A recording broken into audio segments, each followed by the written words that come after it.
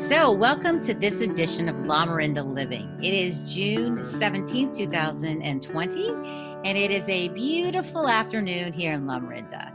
This is the beginning of season 2 for La Mirinda Living. We were caught a little bit off guard by the events that transpired in March, and we have been basically defunct for a few months, just trying to keep my head above water and figure out how to have kids in school, then out of school, and a pandemic, and just a lot of stuff. But we're back, and with our first guest for the new season, I think is going to be a favorite, and I think a lot of people are going to know him. And his name is Justin Cole, and he is one of the founders of Joy in Motion, which is a very, very much beloved dance studio that is relatively new to the scene here in Moraga. So, hi, Justin. How are you? I'm great. Thank you. Thank you for having me. Absolutely. So just before we get going, give us a backdrop on what you have done just today so we can sort of know where you're coming from in this podcast at this moment. All right. Well, I am now on I think it's the fourth Zoom. Actually, it's the fifth Zoom today. Oh my gosh. I've been a part of 4 dance classes on Zoom, 2 of which I was the technical support, and then the other 2 I was teaching. All right. Here I am. Nice. Hold on. I'm just going to make sure that I am recording real quickly. I wasn't. I was for, I think, the one that matters, but I'm doing my backup recording here. Okay. So you are an SME, a subject matter expert in Zoom. So it's very possible that you're going to have to actually run this interview for me. I would not say expert. So, Justin, Right. Before we get into Joy in Motion and all that it comprises, where do you live and how did you land in La Mirinda, either for work or residence? Gotcha. So I actually live in San Pablo, Pinol, which is only 16 miles down the hill. If you go straight down Moraga Way, it turns into Camino Pablo, and then you pop into my land. And I fell into La Mirinda in 2000 because I was offered a job to teach one dance class at the California Academy of Performing Arts, which is in Moraga. And that one class led to 3, led to 6, 9, 18, and I taught there until 2015. Okay. All right. And then fast forward to how that jump went from working at Kappa over to what is now your own shop. Yes. So like I said, I taught there till 2015 because in October of the year before, 2014, I just got to a point where I thought, you know what? I think it'd be really cool if I did this on my own. I've been doing it a long time. There are things I'd like to do differently. There are things I'd like to do the same. I felt like I was at a point in my life where it was about that time. And that's when I asked my business partner, Linda, if she wanted to meet and talk about it. All right. But now, was Linda at Kappa as well or elsewhere? She was, because I got her a job there in approximately 2008-ish, I think. Okay. I'll talk about more how we met later, I'm sure. Well, let's do it. Hit me. Yeah. So Oh, how'd you meet Linda, and then how did that sort of transpire that you said, let's get together over coffee and talk about our dreams? okay. So, well, in 2007, I was offered a job to co-choreograph Chicago the Musical in Pinole, where I grew up and did theater for several years. And Linda auditioned, and she is 10 years younger than I am. And she got cast as one of the 5 Merry Murderesses. And she was so lovely to work with. She was a good teammate. She was a good cast member. She did her homework. She studied. She was kind. And she was a dream to work with. So I knew that about her. So when Kappa asked me if I knew anybody to teach a little ballet class, to let them know. So I said, I have the perfect person for you. And Linda got a job and doing 1. And the next year she was teaching 18. Nice. So fast forward to the day you call her or knock on the window and say, we need to talk. Well, on October 12th, 2014, we made a date at Pete's Coffee in Pinole. And we just sat down and wrote on a piece of paper what we dreamed of and what we imagined if we were to open our own dance studio. And that became known as the Day One Project for us. And we literally just wrote down, how do we envision the tracks of dance? How would we treat our employees? Are they employees? Yes, they are. And just everything that we wanted to do differently, the same. And basically, by now, everything on that piece of paper, which I still have, has come true. So, what were some of the most important things that you and Linda agreed upon were going to be sort of the pillars of how you would want a dance studio to feel, look, be? Um, I think that probably would be best explained through our core values, which are diversity, positivity, collaboration, consideration, empowerment, and mastery. Because we wanted our studio to be diverse, where it wasn't all matchy matchy. And I particularly love hip hop, and that's what I teach. And kind of created my own costume vibe where everybody didn't have to wear the same thing because I love individuality. And Linda and I met there, and just being positive. This isn't that serious. There's several professions where you can go here and it's going to be super serious and um, stress you out, or you could go do it, have fun, and leave feeling empowered. And just consideration and thoughtful consideration to everything that we do, down to what color tights we have our kids wear if they need tights. If your skin's a little bit darker, maybe you might want to wear darker tights. You don't have to wear the tan ones. And we mastery. I'll talk about that. We wanted to be lifelong learners. Always going to take classes. How can we be better? How can we do better? Um, and collaboration. It wouldn't have happened without the two of us. And we're both only children, and we're both kind of control freaks. So it was good to finally put that aside and come together to create this dream we both had. Nice. So give us a temperature check or maybe a report card. How are things going? We'll put aside the fact that we're in the middle of a pandemic and everything is being online, but generally speaking, has your dream come true to the way you envisioned it?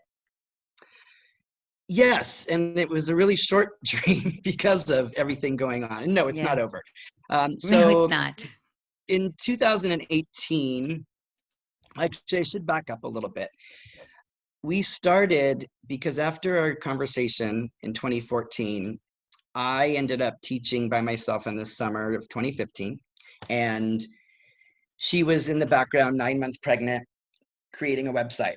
And then in 2015, on June 8th, we filed for our incorporation papers. And then we started teaching January 2016 out of Star Pilates, which is also in Moraga. Mm-hmm. After that, we got keys to a building in 2018. Fast forward, there was so much in between, but we got the keys to the old post office, which several people still come to thinking it might be a post office. And So you also you moonlight as a postman. yes, and we basically transformed this 5,500 square foot building into 3 rooms for dancing, plus space for our guests to be in the lobby or the lounge. And so that was August of 2018 when we finally got to open our doors after building it. So 2018, we weren't even open 2 years before all this happened right now, because we had to shut down in March this year, 2020. Even though we chose to do it a little before, we were told we had to Mm-hmm. because we saw it coming. We saw it coming. Yeah, yeah.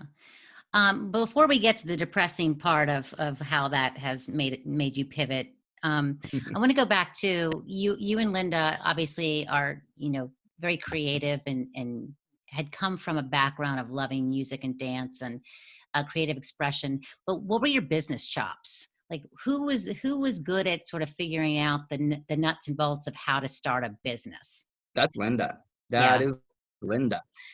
She loves learning, where I like to be in front and out there socializing and being more of the face.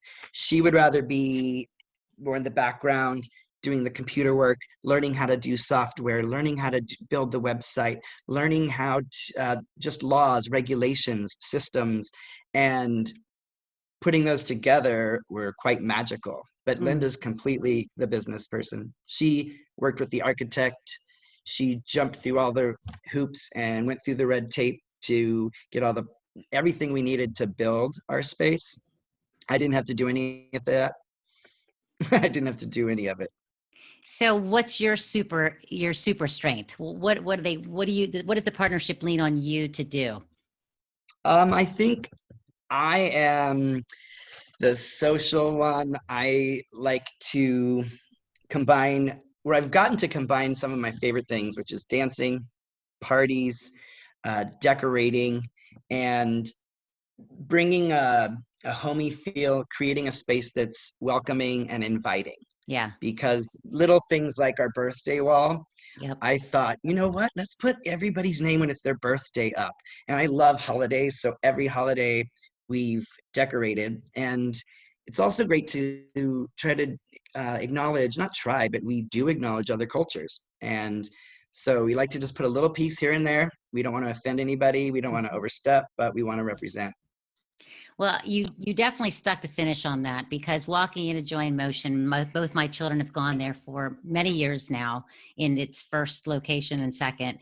And it is such a little community, and you have all those little special touches that allow people to even work when the kids are in class. And then if you've got a small child there, there's an area for them to play. And the furniture is comfortable, but it's not so fancy that you worry about whether or not something got spilled. And it's not overdone, but it's really comfortable. It's like going to the house where you know that you can sit down, have a pop, and just be relaxed. Oh, thank you. That's really what we wanted. And to put our relationship in a nutshell, she built the walls and I decorated them. Very Yeah. simply. Did you guys consider going to Orinda or Lafayette, or was your heart always set on being in Moraga? Our heart was set on La Mirinda, and we Uh-huh. did explore every empty space that we could find, because there's a really great building in Orinda, the Fairs building. Most everybody knows about it, but there's lots of issues with that space. Um, and actually, in 2015, when we first started talking about it, we drove by the post office and we saw it, and it was actually for lease or for sale. And we did a tour of it. And at that time, we also had an angel investor that was going to help us out, who ultimately ended up backing out. So we were kind of in a different place and had to do it differently, but we figured it out by going to Star Pilates. And then when we were talking with our broker, I said, we were always dreaming of that post office over there. And this is Dave Snayer, who's a local celebrity. He said, well, I know the owner. Why don't I give him a call? Let's see what he'll do. So we called, we negotiated 6 months, and then we got the building, which is great. Nice, nice. So you were happy with that building, Oh, yes, I love it. I'm here now just to be here longer right? because I haven't been here in 3 months. So what about marketing? It seems like you guys went from 0 to 100 as far as like classes. How did you get the word out, or did you just build it and then they came? It's like the quote, if you build it, they will come. We kind of got lucky there. We haven't done any marketing really. We haven't paid for marketing, I should say. Hmm. Um, it's all word of mouth primarily. People heard about it and started coming our way. We posted things on social media, Instagram, Facebook. We didn't pay for any fancy programs. I still am using the same cheap little app to create ads or to create things, and we post it. Hmm. And we were really quite lucky and blessed in that aspect, So that doesn't surprise me because it's a small community, and if there's a good thing out there, you tell your friends. So right? that's a great thing that you were able to do. On the flip side, before anybody gets the impression that you guys are casual, Right. your ceremonies, your what do you call them? Your The events, dance recital, the it's a recital, which we call stage show. okay, your stage shows are something that right out of off Broadway. I mean, I can't believe. I mean, I'll tell you when I first came to the one you had in. I know last year you did it at Miramonte, but the one before that was down at the library Yeah, the in Orinda Library. Orinda. And, you've got hundreds of people in there, but you've got hundreds of kids. And I know you can't, you've got to have shifts for how many kids are in each show because you've just got so many. But the very end of the shows that I saw, where you got everybody going out into the aisles and clapping, and it's the sort of, The finale. the grand Yes. finale. I mean, I was in tears, and I am not a crier, but the energy was so positive, and the experience and the gift that you were giving those children as far as confidence and camaraderie. I mean, it was really an emotional thing. Oh, that's awesome. And it really was for us too, especially the first year. But I'll never forget your email that you wrote us. You Oh, you wrote said, that? 100%. I wish I could remember the exact words, I but did you send. said it was sort of a church feel. Yeah. That's not the right word, but you said it. And Ryan, we have it. We have a little folder in our email system that's called happiness. And so that is in our happiness folder. Nice, nice. Well, I'm glad that you remembered that. I actually would never have thought you'd remember that, but I do. I remember I went home and I felt like I have to email them and tell them how that made me feel. And that made us feel great. Thank you. We Yeah, appreciate it. absolutely. So let's move forward to the COVID. Right. Ugh. How has that impacted things? And not to get too down, but like more importantly, how are you pivoting to sort of stay afloat and to keep the kids who are so connected to joy and motion engaged and keep the dream alive? Well, basically, at the very beginning of it, we jumped out the gate running by putting a bunch of content on our website and calling it Dance at Home with Jim. And we made tons of videos. We asked our staff to do it because we wanted to keep engaged. We wanted to still be present. We didn't know how long it would last. And we did that for about 2 weeks, which seemed like 2 months. And then we kind of fell off, and everybody else around us, all the other performing arts groups and dance studios, started offering Zoom classes. And I did a couple tests with my adults that I love and love me. And I said, hey, can we just test it out? And to be honest, I didn't love it. I didn't enjoy it. And they knew it. And they said, you know what? Don't do it if you don't want to do it. And so we just kind of froze. And Linda has two very small children at home. Her husband's an essential worker, and she didn't have space for Yeah. offering kind of classes. And there's also a lot of bravery and strength in saying, you know what, I can't do it. Yeah. And just because I should or have to, I'm not going to. And so we kind of stopped. And the only thing we were really able to offer on a weekly basis was cardio jam, which is basically Zumba, but not the technical music. And one of our staff members, Justin, also, we get together, and we have since March, every Friday, 11 a.m. We go Facebook Live. We do 45 minutes to 55 minutes of Copy Me. And that's been really great, keeping us connected and uplifted, because we see a dance teacher we met at a convention from Missouri, or I see one of my old adult hip hop students from Germany now. And Justin's followers, that when he was at LA Fitness were taking classes and still are. And that is a positive event. How else it affected us was we couldn't do our show. And that's a lot of revenue. Yeah. And not to talk That's about right. money, but the space that we're in is rather expensive, and we were relying on that. So that's made us a little bit nervous, but we're still going. Mm-hmm. And so finally, now I got to the point a couple weeks ago where I called Linda and I said, I'm doing something. I have to. I'm going to plan some Zooms. I'm just going to bite the bullet. Mm-hmm. And even if it's uncomfortable, I want to see the kids. I want to do it. And we just started this week. And today felt goodish. So that's Goodish. yes. Well, there you go. I mean, it's an imperfect solution to, a Hmm. situation where, the kids are becoming more savvy with learning over Zoom, and things that you never thought was possible doing Right.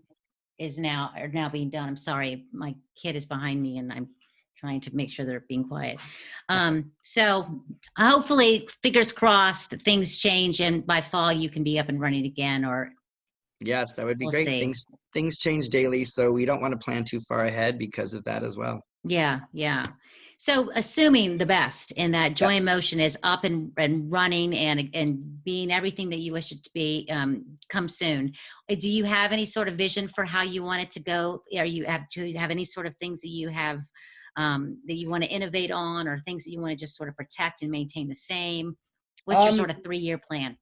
well, basically, we get the question a lot of expansion because we grew so quickly, and one of our goals was always to grow with grace and not outgrow ourselves too quickly.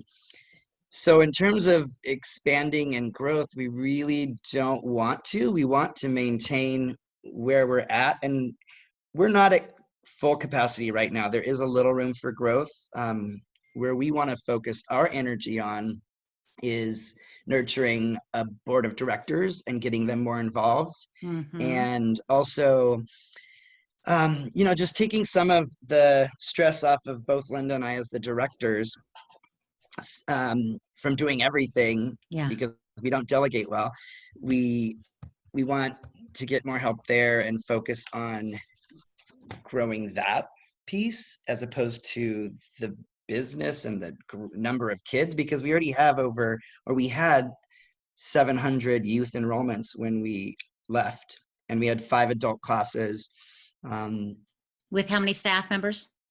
6, not including our lovely and wonderful receptionist, Uh-huh. 6 teachers. Yeah.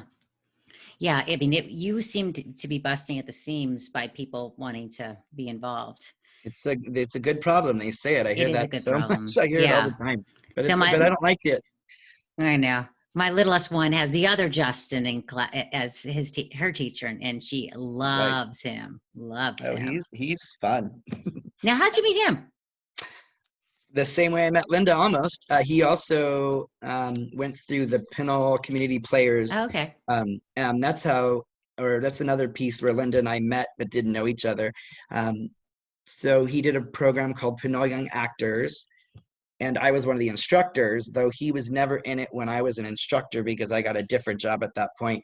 But that's how I fell into teaching in the first place, because when I was 16 years old, I was offered a job to teach a summer camp theater program, and I've been teaching kids ever since. And it's been over 3 decades. I don't need to say my age. Well, it's your sweet spot, no doubt about it. You are a teacher. Oh, I'm thank you. sure you came out as a teacher. Oh, I love it. I love it. Yeah, yeah. So I'm going to sort of wrap up in a minute, but I do want to ask you 2 questions. You've already touched on one. One is though, you mentioned what the core values are of Joy in Motion, and I know that was sort of a collaborative decision between you and Linda. But just as far as who you are, Justin, as just a person and with your own core values, I mean, how do your core values, or what particular core values, show up in the way you have created Joy in Motion? Like, what is it that? How are you sort of being who you are through this? I think the biggest one, honestly, for me is diversity. Mm-hmm. Um, because when I came to this community, I didn't see any other same-sex couples. And it's been really cool and wonderful to see other families and parents of the kids I was teaching excited for their kids to see my family and go through my adoption with my son. So I'm getting a little emotional about that. Mm. Um, and that's been a really good piece for me. We actually just put up a rainbow flag outside of Joy in Motion with a little hesitance, but then I thought, you know what, I'm just going to do it because that is us. Yeah. And positivity is another one, but I mean, Linda does that too. But I've always tried to maintain just, I want my kids to leave inspired, empowered, and feeling wonderful about what they just did. Yeah. Yeah. Yeah. I, I hope that answers the question. It I don't know. does. It does. Absolutely. And it's a good one to end on. Oh, So, with that said, let me ask you something else. If you had to pick an entirely different career path, what would it be? it would be being a fashion designer and going to New York Fashion Week, because I used to dress Barbies and I loved them so much. And I used to draw dresses, and I never really did anything with that. but Project Runway is like my show. Good to know. That's awesome. Gracie likes that as well. Yes. All right. Well, I'm going to wrap that part up. And now we're going to go into something we call the lightning round, which is basically a series of 3 questions that I'm going to ask you really fast, like a lightning bolt. Okay. And all you have to do is answer them. And I will do my very best not to be too tempted to ask you any follow-up questions. Okay. So what is one thing that you love about La Mirinda? I love the dedication to do better and the excellence for great education, and more recently, the collaboration between the communities. Nice. All Boom. right. Boom. What is one thing about you that people would be surprised to know? That I'm gay. No, I'm Oh. kidding. Shocker. Let's see. I would say I'm an open book, so I don't have a lot of surprises, but my kids are always super surprised when I tell them I don't like horses because I think they're a little bit scary, but I love unicorns. Oh, there you have it. All right. Yes. And last but not least, Justin, who is one person that you know in La Mirinda that you think we should know for this podcast? Hands down, Sharon Girdlestone. I've labeled her the queen of La Mirinda.